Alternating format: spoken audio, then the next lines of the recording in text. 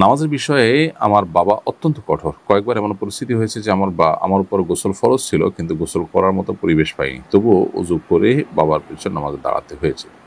আমি নামাজের নিয়ত করিনি, শুধু একামত দিয়েছি এবং বাবার পেছনে শারীরিকভাবে নামাজে অংশ নিয়েছি। এ অবস্থা আমার কি গুনাহ হয়েছে?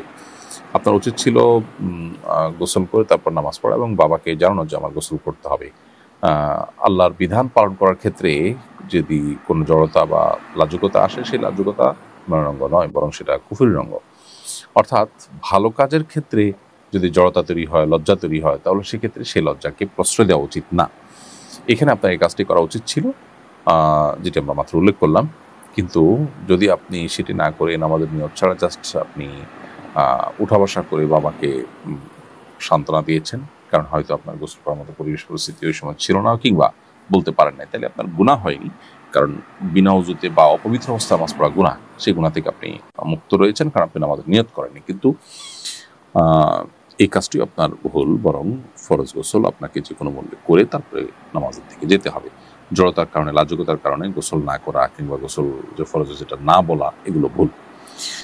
মেয়ে কোরআনে কারিমের সবক নিবে, সেই আনন্দে আমি আত্মীয়স্বজনের দাওয়াত করে খাওয়াতে চাচ্ছি। এটা করা যাবে কিনা? উত্তর হলো অবশ্যই করতে পারেন।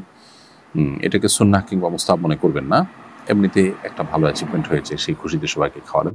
এটি মৌলিকভাবে কোনো নাজায়েজ বিষয় নয়। এরপরের প্রশ্ন হলো, এক ব্যক্তির পেশাব ঝরার রোগ আছে। তিনি আন্ডারওয়্যার না পড়লে তার সমস্যাটা হয়। তিনি ওমরা করতে চাচ্ছেন। এহরামের কাপড়ের নিচে তিনি আন্ডারওয়্যার পড়তে পারবেন কিনা বা তার জন্য করণীয় কি? আন্ডারওয়্যার চাইতে তো উত্তম বিকল্প হলো, আজকাল সব বয়সী মানুষের জন্যই প্যাম্পার্স পাওয়া যায়। তো এই জাতীয় কোনো প্যাম্পার্স বা আন্ডারওয়্যার জাতীয় কিছু যদি পরে তিনি ওমরা সম্পন্ন করেন, এটা তার জন্য জায়েজ হবে, যেহেতু তার পেশাব ঝরতে থাকে অনবরত এবং যার ফলে তার শরীরের পাশাপাশি তওয়াফের জায়গা নাপাক হবে। সেজন্য তিনি এটা পড়তে পারেন মাজুর হিসাবে। এটা তার জন্য জায়েজ হবে এবং এর জন্য কোনো তার দম দিতে হবে না। তবে কিছু সাদাকা তিনি নিরুপায় হিসাবে যদি করেছেন, অতএব কাফারা স্বরূপ কিছু সাদাকা দিয়ে দিবেন। হায়েজ শেষে গোসল না করে সহবাস করা যাবে কিনা?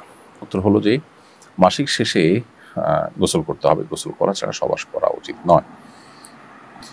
এরপর প্রশ্ন হলো, ইজাব কবুল হয়নি, শুধু কাজী অফিসে কাগজে স্বাক্ষর দিয়েছি, উভয়ে বিয়ে হয়েছে কিনা?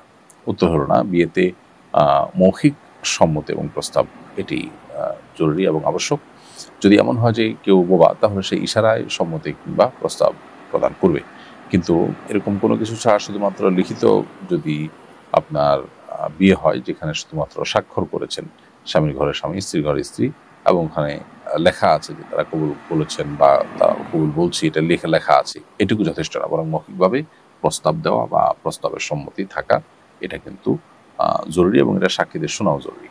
বিধায় বিয়ের জন্য শুধুমাত্র লেখার মাধ্যমে বিয়ে হলে হবে না, বরং মৌখিক উচ্চারণ থাকতে হবে।